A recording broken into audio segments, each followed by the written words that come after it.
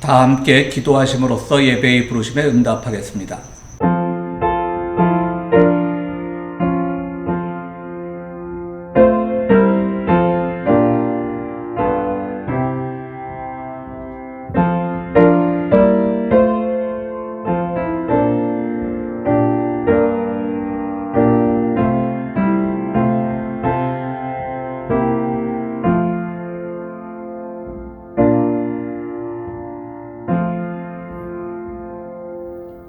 다 같이 기도 드리시겠습니다. 하나님 아버지 감사합니다. 7월의 하늘을 주셔서 감사하고 여전히 지구가 돌아가게 하시니 감사합니다. 무엇보다도 얼굴을 마주하지는 못하지만 온라인을 통해서라도 예배할 수 있게 하시니 감사합니다. 7월의 떼약볕 아래서도 시간은 지체 없고 들녘의 곡식과 과일들은 어김없이 자신의 시간을 지켜내고 있는 이때 어려운 시기를 지나고 있는 평화의 교회 교우들과 이 땅의 모든 이들이 잠시만이라도 위로와 힘을 받을 수 있는 이 시간이 되기를 간절히 바랍니다. 주님, 시간이 지나도 여전히 희망이 보이지 않습니다. 아니, 시간이 지날수록 점점 더 수렁으로 빠져드는 것 같습니다. 돈 있고 권력 있는 사람들이야 어떻게든 안전을 도모하겠지만 하루하루 생계조차 막막한 이들에게 현재와 이 땅은 지옥일 수밖에 없습니다. 사랑의 주님, 무관심이나 방관, 욕심과 야욕, 탐욕 이런 것들 때문에 사람이 지녀야 할 기본적인 권리가 무시되지 않게 하시고 나아가 생명이 덧없이 쓰러져가는 일이 일어나지 않기를 간절하게 소망합니다. 비 한 방울 내리지 않는 사막에서도 꽃이 피고 꽁꽁 언 동토에서도 풀이 자라게 하시는 당신을 찬양합니다. 부디 이 어둠에 눌린 백성들을 어여삐 여겨서 뜨거운 열사에서 자라는 잡초와 같이 한 줄기 빛도 없는 심해에서 유영하는 작은 물고기처럼 꿋꿋하게 이 어둠을 헤쳐 빛으로 나아갈 수 있는 힘과 용기를 주옵소서. 찬양과 영상 편집 등으로 애를 쓰는 교우들과 메마른 마음에 단비로 내릴 말씀을 준비해 주신 김기대 목사님, 그리고 예배를 드리고 있는 모든 분들의 마음과 그들의 기도를 들어주옵소서. 함께 하셔서 힘을 주시는 예수 그리스도의 이름으로 기도합니다. 아멘. 한 주간도 평안하셨습니까? 우리 평화의 교회 교우 여러분, 우리는 이 세상에 살면서 누군가를 사랑하고 또 누군가의 사랑을 받죠. 그리고 누군가를 위해서 우리는 기도하고 또 누군가의 기도를 통하여 우리는 믿음의 삶을 살아갑니다. 우리의 영원한 중보자이신 예수 그리스도의 그분의 사랑과 그분의 은혜를 다시 한번 이 찬양을 통해서 고백하고 예배하는 귀한 시간이었으면 좋겠습니다.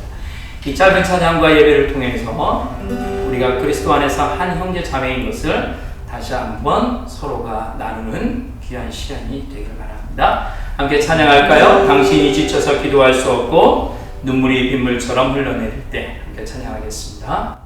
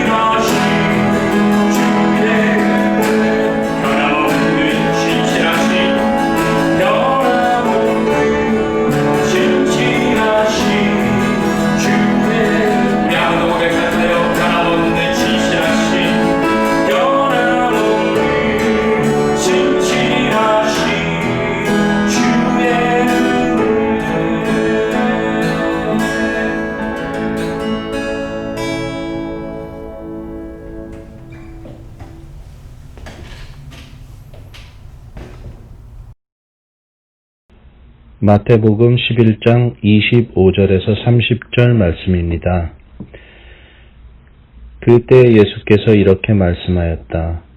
하늘과 땅의 주님이신 아버지, 이 일을 지혜 있고 똑똑한 사람들에게는 감추시고 어린아이들에게는 드러내 주셨으니 감사합니다.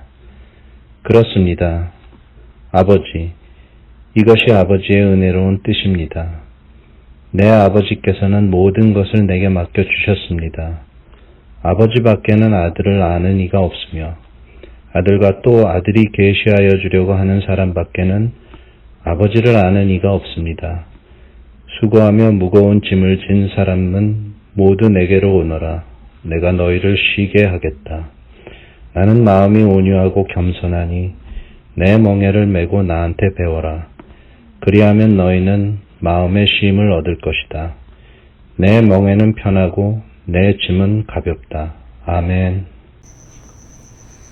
하버드 대학 교수 마이클 샌델의 강의록을 책으로 펴낸 정의란 무엇인가는 한국에서 엄청난 판매 부수를 기록했고요. 지금도 꾸준히 팔리고 있습니다. 현재 200만 부를 돌파했다라고 알려져 있고요. 미국 시장에서는 2013년, 그러니까 7년 전이죠.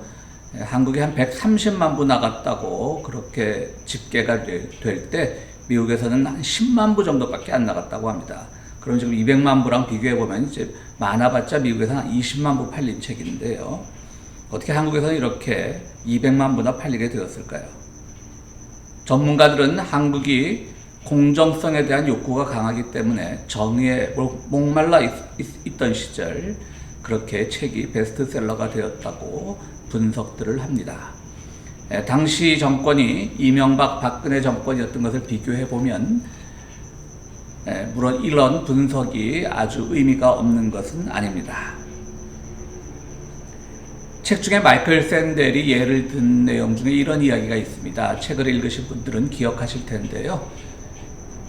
어느 이제 기관차가 역으로 들어오는데 그 기관사가 갑자기 제어 장치가 고장난 것을 발견했습니다. 역에는 인부들이 일을 하고 있었고요. 이 기차를 멈춰야 되는데 브레이크가 말을 듣지 않으므로 그 순간 이 기관사는 아주 심각한 선택을 해야 했습니다. 한쪽 철로에는 10명 정도의 사람이 일을 하고 있었고 한쪽 철도에는 1명만이 일하고 있었습니다.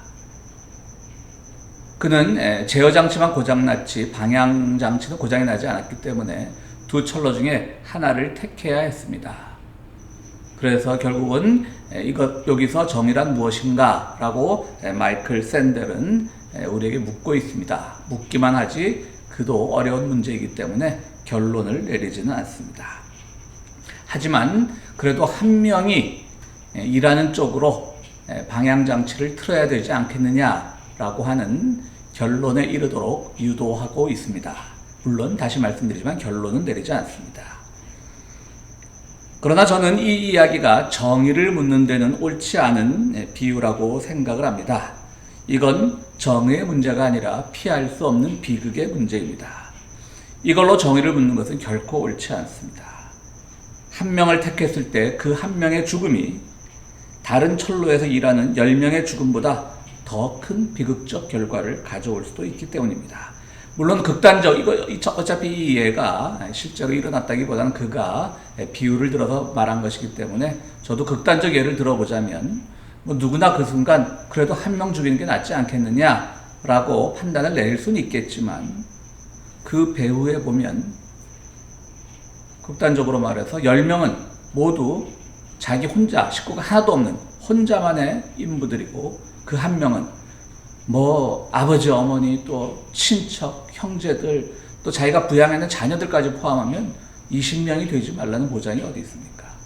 그렇기 때문에 눈앞에 보이는 숫자로 판단해서 그걸로 정의를 결론 짓는 것은 매우 잘못됐다고 생각을 합니다.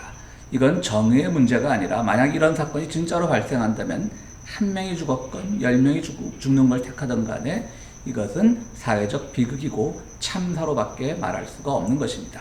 만약 실제로 이런 일이 일어났을 때 그 기관사가 10명이 죽는 쪽을 10명이 죽는 쪽을 택해서 결국 보도가 됐더라면 사람들은 마구 비난했을 것입니다. 그 순간 왜 한 명을 택하지 않아? 언론도 그 배우 배경은 살펴볼 생각을 하지 않고 왜 그 순간 한 명을 택해야지? 그럼 살아남은 한 명은 뭐가 됩니까? 그런데 미국이건 한국이건 언론의 행태들이 이렇죠. 그래서 저는 이 책이 그렇게 영양가 있는 책이라고는 보지 않습니다. 사실 우리 사회에서는 정의를 너무 양자택일 구도로 몰고 가고 있습니다. 윷놀이에서 마치 모 아니면 도를 선택하라고 하는 것처럼 양자택일 구도로 보고 있는데요. 그래서 어떤 사건이 벌어지면 당신은 왜 이 사건에 대해서 침묵하고 있느냐? 아니면 왜 당신은 그쪽 편에 서느냐? 라고 서로 상대방을 비난하기도 합니다. 우리 신자들에게 있어서 하나님의 정의가 가장 중요한 정의입니다. 하나님의 정의는 큰 틀에서 정의입니다. 구약 성경에서 하나님의 정의는 매번 전쟁에 시달리던 이스라엘이 평화를 찾는 것이 큰 틀에서의 정의였고, 또 광야 생활을 하면서 일어났던 많은 불평등과 차별, 수탈의 역사를 보면서 성서 기자들은 착취가 가장 나쁜 것이고 착취가 없는 공동체를 만드는 것이야말로 진정한 정의라고 그렇게 구약 성서는 이야기하고 있습니다. 그래서 나그네와 노예나 과부나 약자들을 돌보라고 이렇게 말하고 있는 것입니다. 그것이 신약에 와서는 이스라엘을 넘어서 온 인류의 평화를 기원하는 예수님의 가르침으로 변화되었고요. 또 예수님 역시 어떤 착취의 구조는 환영하지 않아서 결국은 부자는 천국에 갈 수 없다는 말로 구약의 그 정신인 착취를 배격하고 착취를 죄악시하는 그 가르침을 예수께서도 가르치고 있습니다. 그대로 이어받고 있었던 것이죠. 우리 사회에서 아직 이룩해야 할 하나님의 정의는 많습니다. 양극화로 인한 경제적 불평등이 심화되고 있는 이 현실도 하나님의 정의에서 보면 분명 잘못된 것이고요. 그런 점에서 우리는 그 모든 것을 극복해야 합니다. 평화의 길도 또 요원합니다. 이스라엘 구약의 정신이 샬롬이었는데 샬롬은 오간데가 없고 오직 누가 어느 나라가 폭력적으로 더 많은 능력을 갖고 있느냐가 마치 정의처럼 포장되는 그 현실에 살고 있습니다. 그 밖에도 성소수자, 난민, 가난한 이들에 대한 증오도 우리 고국이든 이곳이든 아직도 여전히 횡행하고 있습니다. 그런데 유독 우리 한국 사회에서 정의를 판명하는 사건이 너무 좁은 의미로 바뀌고 있습니다. 한국에서 대중들을 분노하게 만든 최근의 3가지 사건들을 여러분들 기억하시죠? 하나는 자녀교육, 부정입학, 가짜 표창장 이런 것들로 아주 전 국민이 다 분노를 했습니다. 두 번째는 돈 문제입니다. 어느 시민단체에 기부된 그 돈이 올바로 쓰였냐에 대해서 또 사실이 밝혀진 것이 없음에도 불구하고 온 국민이 추정과 언론의 의혹 보도만으로 다 분노하게 되었습니다. 그러니까 자녀교육 문제, 돈 문제. 그 다음 최근에 불거진 문제는 성에 얽힌 사건입니다. 이런 사건만 터지면 배경이나 정황은 따져볼 생각은 안 하고 일단 편이 갈려서 서로를 비난합니다. 여러분들 오해하지 마십시오. 이런 것들을 제가 하찮은 사건이라고 말하는 것이 아닙니다. 분명히 이것들은 정의의 차원에서 논의되어야 됩니다. 그것을 그냥 묻고 넘어가자는 뜻이 아닙니다. 당연히 잘잘못이 가려져야 하고 법적 처벌이 가능하다면 그 죄를 물어야 됩니다. 그러나 최근 한국 사회를 들쑤셔 놓았던 이 3가지 유형의 분노들은 시간이 갈수록 그 증거가 미약해지고 여론의 크기에 비해서 유죄로 밝혀진 사건은 하나도 없습니다. 하나님의 보편적 정의는 말씀드렸듯이 평화, 그리고 모든 사람들이 더불어 사는, 평등하게 사는 그런 정의가 하나님의 정의의 기준입니다. 거기에는 사실 어떤 논쟁이 끼어들 여지가 없습니다. 야, 우리 전쟁하지 말고 평화해야지. 거기 어떻게 논쟁을 하겠습니까? 야, 우리 모든 사람들이 평등하게 착취당하지 않고 모두 함께 더불어 살아야지. 거기에 어떤 논쟁이 끼어들겠습니까? 그러나 그 하나님의 어떤 보편적 정의에 도달하는 과정에서 이렇게 말씀드렸던 자녀 교육 문제라든가 돈에 얽힌 문제라든가 또 성에 얽힌 문제라든가 이런 것들 당연히 짚고 넘어가야 하지만요. 왜 제가 그것을 하나의 부수적인 일로 생각을 하냐면 그것은 잘잘못을 따지기까지 많은 시간이 걸리고요. 그 과정에서 우리가 따져야 될 것, 분석해야 될 것, 그 배경을 바라봐야 할 것들이 너무나 많기 때문에 그런 것들은 일단 전문 영역, 사법이 되었건 또 피해자가 있다면 심리적 조력이 되었건 간에 그들에게 맡겨두고 대중들은 완전한 결론이 날 때까지는 그냥 외면하는 것이, 넘어가는 것이 오히려 저는 옳다고 생각하기 때문입니다. 왜냐하면 계속 오해 소지가 있을까봐 말씀을 드리지만 이런 것들이 하찮은 사건이다라고 말하는 것이 아니라 논쟁의 여지가 없는 보편적 정의라기보다는 논쟁의 여지가 있을 때는 우리가 그것에 대한 판단은 잠시 유보해도 된다는 뜻입니다.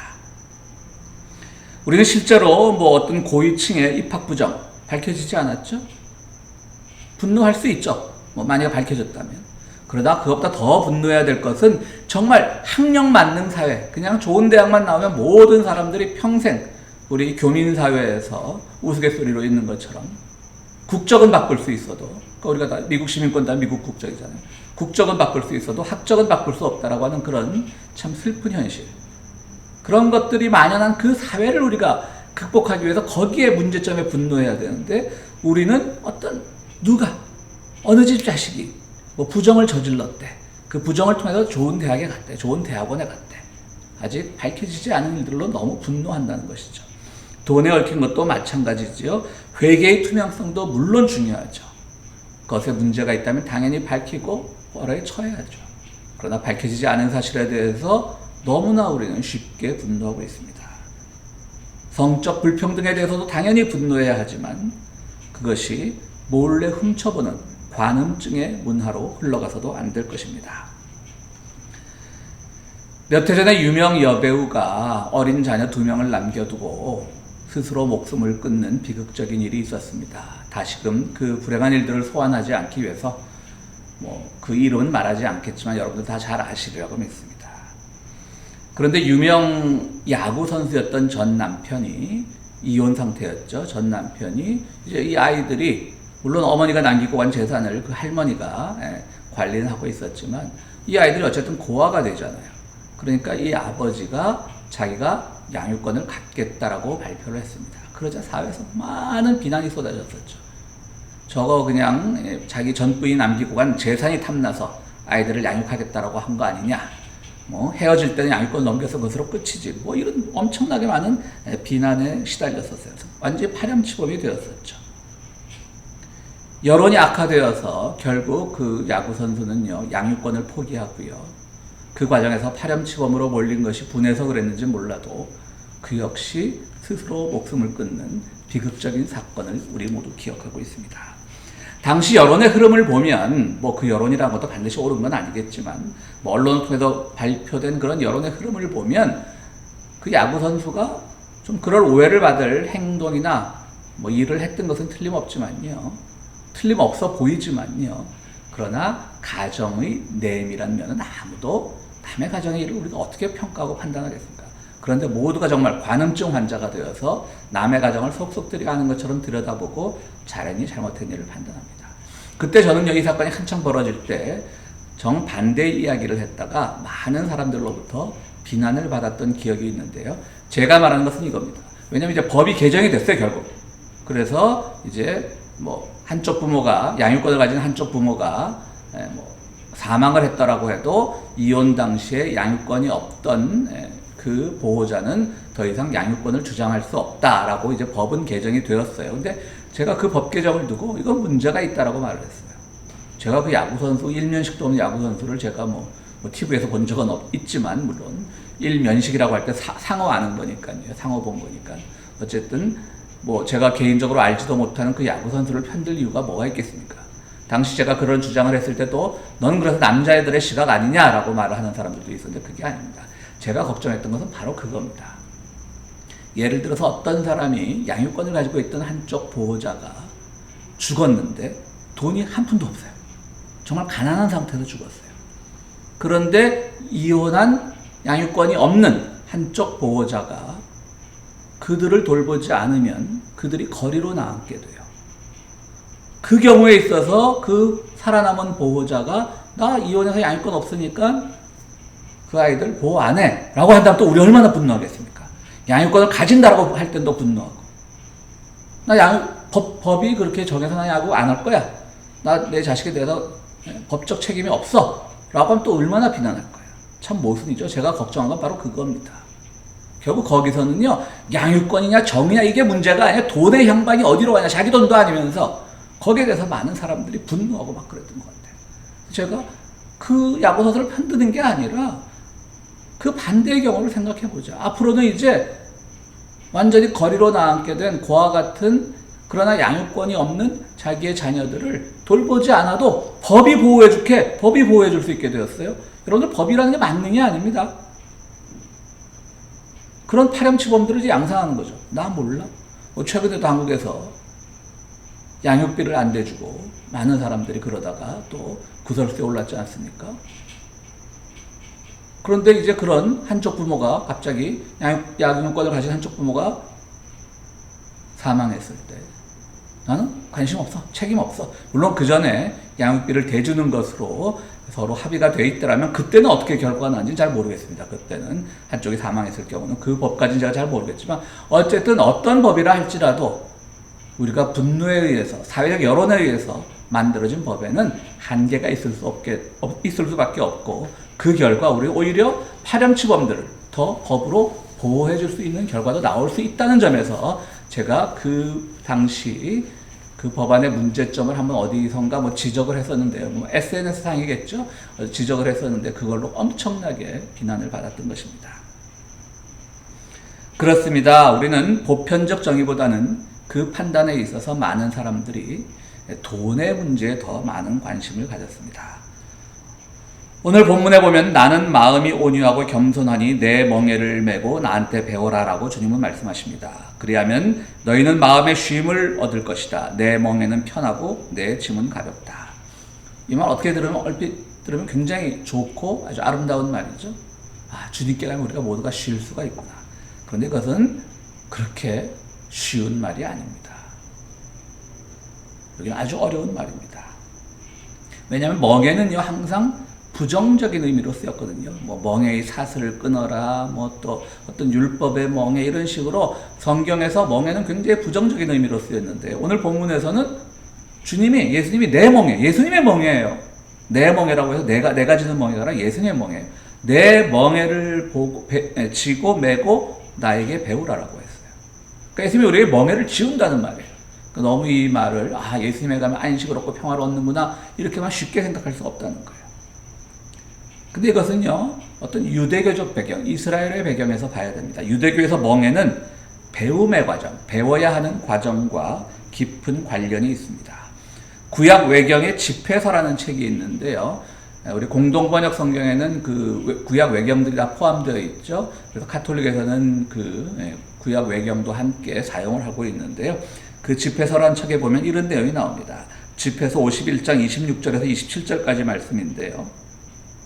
너희 목에 멍에를 씌우고 너희 영혼이 그 가르침을 받아들이게 하여라. 그것은 곁에 있어 찾기 쉽다.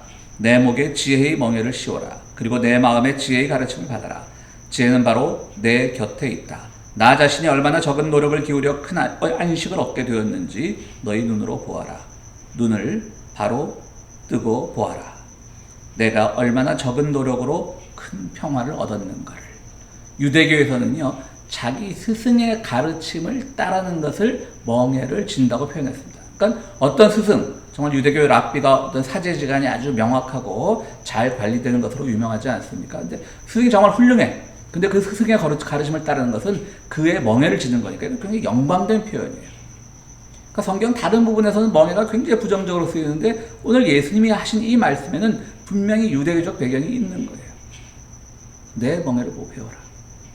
바로 집회서에 나오는 얘기이기도 하고요.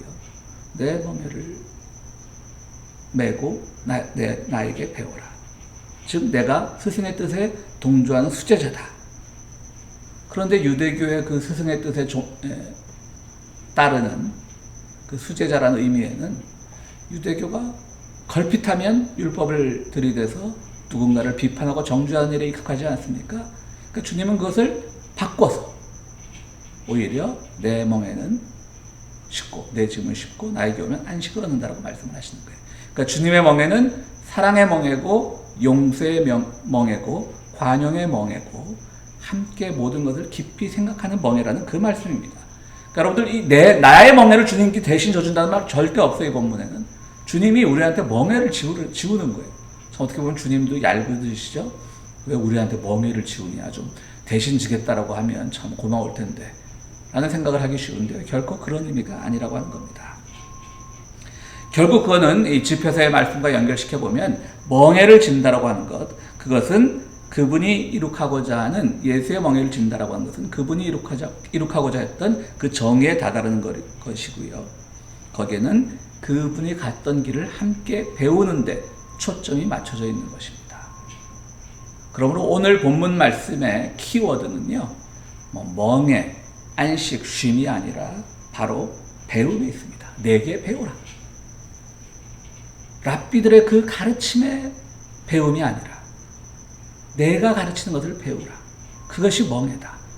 너희들이 믿는 유대교에 이런 표현이 있지 않느냐? 스승의 멍에를 진다는 걸 영광스럽게 생각하지 않느냐? 그러면 나에게도 배워서 나의 멍에를 지고 나를 따르라. 그런데 그 멍에는 그렇게 어려운 멍에가 아니다. 쉬운 멍에고 가벼운 짐이다. 라고 말씀하시고 계신 겁니다. 에릭 호퍼라고 하는 미국의 철학자가 있습니다. 이분은 학력도 없이요, 홈리스로 살면서 많은 책을 남겼습니다. 그래서 그가 별세했을 때 1980년대 초인데요. 그가 별세했을 때 당시 레이건 대통령이 정말 홈리스로 평생을 살은 분인데요. 대통령이 주는 자유훈장도 받았습니다. 이분의 말인데요. 교육의 주요 역할은 배우려는 의욕과 능력을 몸에 심어주는 데 있다. 배운 인간이 아닌 계속 배워나가는 인간을 배출하는 것이다. 진정으로 인간적인 사회란 조부모도, 부모도, 아이도 모두 배우는 사회이다. 라고 말을 했습니다. 제가 이 말이 교육에 관계된 건데 갑자기 이 말을 인용을 한 것은요. 이분이 이제 거리의 철학자, 길류의 철학자 이런 책이 이제 번역되어서 우리말로 나와 있는데 거기 이 부분에 대해서는 그분이 본래 했던 영어 문장이 쓰여 있더라고요. 이제 자막에 나가고 있는데 저는 여기서 배운 사람, learned. 우리가 배울다 하되 그 learn이라고 하는 동사에 과거형 ed가 붙으면 형용사처럼 쓰인다는 거 알고 계시잖아요. 그러니까 learned people, 배운 사람. 그래서 영어로 보니까 이게 꽂혔어요. 과거구나. 배운 사람, 우리가 배운 사람, 저 사람 배운 사람이야, 좋은 대학 나온 사람이야, 이 모두는 과거에 머물러 있는 거예요. 과거의 경험에 머무른 사람이에요. 근데 learning, 그걸 우리 번역자가 참 잘 번역을 한 것 같아요. 제가 만약 이 책을 번역했다면 그냥 learning을 배우는 사람, 이렇게 번역을 했을 터인데 이 번역자는 뭐라고 번역을 했냐면요. 계속 배워 나가는 사람. 거기 영어 보시면 아시겠지만 continuously 계속해서 이런 말 없어요. 근데 번역자가 learning people이란 걸 계속 배워 나가는 사람이라고 하는 거죠. 참 우리 번역이 마음에 들어서 이것을 소개합니다. 예수님은 오히려 오늘 본문에서 과거의 지혜와 지식에 매여 있는 사람, 그 사람들을 똑똑한 사람들이라고 칭하면서요. 그 사람들에게는 감추어져 있지만 어린아이들에게는 드러내 주셨으니 감사합니다. 그렇습니다. 아버지, 이것이 하나님의 은혜로운 뜻입니다. 라고 말하고 계신 겁니다. 예수는 과거에 머무는 우리의 멍에를 내려놓으라고 우리를 초대합니다. 정황을 고려하지 않고 내 주장만이 정의라고 주장하는 그 멍에를 내려놓으라고 우리를 초대합니다. 우리의 멍에도 버거운데 예수께서 멍에를 하나 더 매라고 초대하는 것이 아니라 예수의 멍에로 바꾸어 매라고 우리의 모든 아집이나 고집이나 질투나 이런 모든 멍에를 내려놓고 예수의 멍에를 대신 매라고, 그것은 가볍고 안식에 이르게 한다고 우리를 초대하고 있는 겁니다. 예수 안에서 배워나가면 그 모든 것이 가능합니다. 그 마지막 지점에 정의가 있고 평화가 있고 진정한 안식이 있습니다. 배워나가야 하는 시대입니다. 예전에 배운 기준으로 보면 과거에는 덕담이었던 것이 지금은 불쾌할 수도 있습니다. 그런데 아무것도 아닌 걸로 왜 불쾌해? 라고 불편해하면 안 된다는 것이죠. 시대의 변화를 잘 터득하고 배워나가야 합니다. 동시에 시대적 정황으로 판단해서 과거에 배운 그 과거에 머물러 있는 사람을 무조건 비난하고 정죄해서는 안 된다는 얘기입니다. 물론 거듭 말씀드리지만 과거나 지금이나 변함없이 우리가 죄를 묻고 따져야 될 것들은 있죠. 흑인 노예들에 대한 그 학대, 인디안이라고 불리는 미국 원주민들에 대한 학살, 이런 것들은 시대 정황과는 상관없이 분명히 죄니까 그건 물어야죠.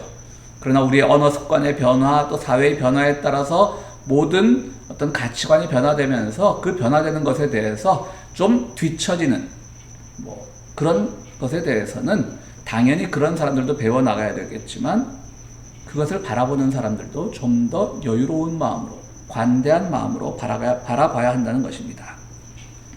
에릭 호퍼의 소개해드린 이 책도 읽다 보니까요, 심할 정도는 아니지만 에릭 호퍼가 백인 중심 사상도 있었더라고요.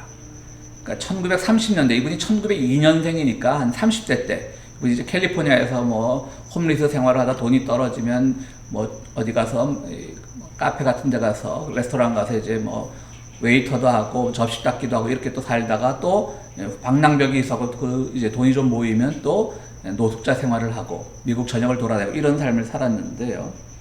근데 이 사람이 책을 많이 읽으니까 똑똑해서 지식인들과도 많이 사귀고요. 또 책에 보니까 이런 얘기도 있어요. 캘리포니아에 살 때인데요. 버클리 지역에 살 때 모양입니다. 그 역에, 기차역에서 내리는 어떤 젊은 여성들이 너무 아름답다는 것이죠. 그래서 다짜고짜 내가 짐을 들어드리겠습니다. 너무 아름다우십니다. 라고 했다는 거예요. 그래서 그 여성 중 한 명과, 두 명의 여성인데요. 그 여성 중 한 명과 사귀게 되었다는 이야기도 있습니다. 그러니까 사람에 대한 신뢰가 있는 사회라는 것을 말하기 위해서겠죠.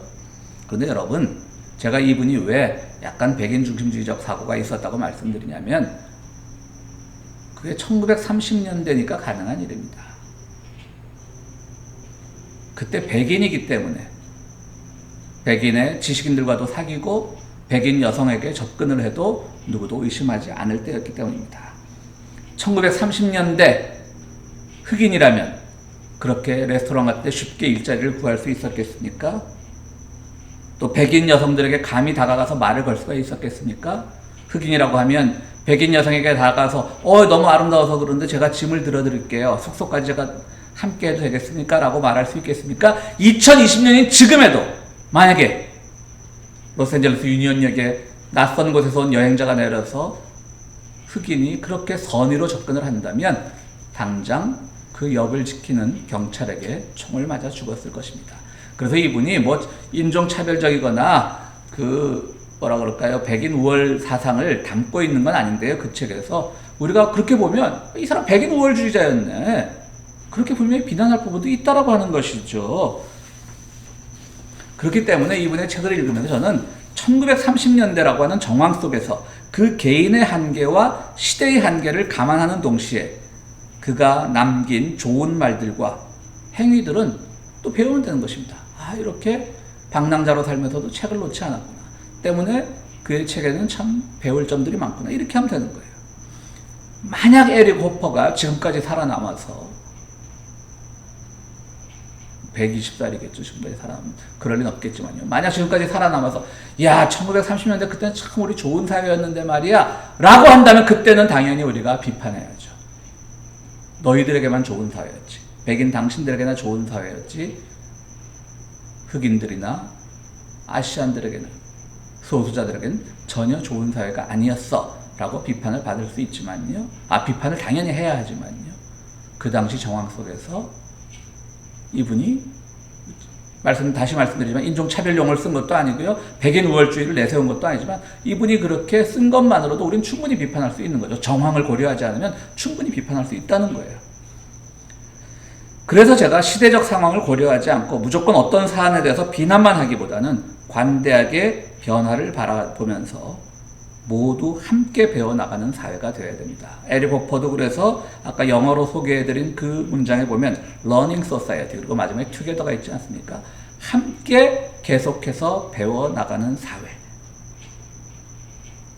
조금 내가 당장 지금 이 시점에서 억울하고 불편하고 그래도 함께 배워나가는 사회를 만들어야 된다는 것입니다. 물론 시대를 뛰어넘어 시대와 상관없이 벌을 받을 수 있는 일들은 당연히 정죄해야 되는 것이겠죠. 예수의 멍에는 그가 살던 시대의 제약과 한계를 뛰어넘으려는 데서 오는 멍에와 짐이었습니다. 그런데 예수는 멍에와 짐을 대신 져주는 것이 아니라 우리에게 떠맡겨 버립니다. 수많은 논쟁과 비판에 휘둘리지 말고 예수가 고민했던 멍에를 대신 져주는 그 끝에 진정한 정의가 있습니다.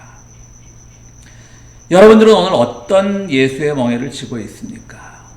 지금 내 멍에도 버거운데 무거운데 어떻게 예수의 멍에까지 지란 말이냐? 라고 하는 것이 아닙니다. 지금 우리가 지고 있는 그 멍에를 내려놓고 예수의 열림의 멍에, 관용의 멍에, 또 우리가 정황을 파악할 수 있는 종합적인 사고의 멍에, 이런 것들을 지면 참 우리가 마음이 편하고 그 끝에 예수님이 주시는 진정한 안식에 도달할 수 있다라고 하는 것이죠.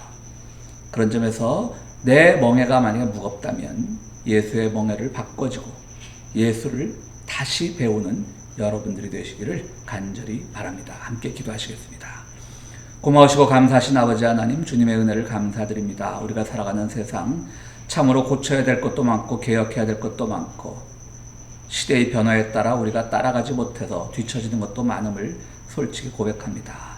그러나 주님, 우리가 그것을 배워나가는 마음을 갖게 하여 주시고 그 과정에서 미처 그 배움에 뒤처진 사람이 있다면 그들이 그 뒤처진 배움을 인정하지 않고 고집을 피우지 않는 이상 그들을 기다리면서 함께 나갈 수 있는 마음을 가진, 관용스러운 마음을 가진 사람들로 채워지는 사회가 될 수 있도록 주여 도와주시옵소서. 오늘 주님 앞에 드리는 그 귀한 예물들을 기억하시고 그 예물이 쓰이는 곳에 하나님의 영광이 드러나게 하여 주시옵소서. 예수 그리스도 이름으로 기도드리옵나이다. 아멘. 교회 소식장해 드리겠습니다. 이 인터넷 예배로 할 땐 좀 설교가 짧아야 되는데 이렇게 시간을 보니까 오늘 또 30분이 넘어버렸네요. 죄송합니다. 참 여러분들하고 대면해서 설교를 하게 되면 좀 이렇게 반응도 볼 수 있고 하다 보니까 금방 내가 좀 길어졌구나. 즉 우리 교인들은 한 25분을 넘으면 교회 예배 드릴 때요. 설교가 25분이 넘으면 조금씩 몸을 이렇게 뒤트시더라고요.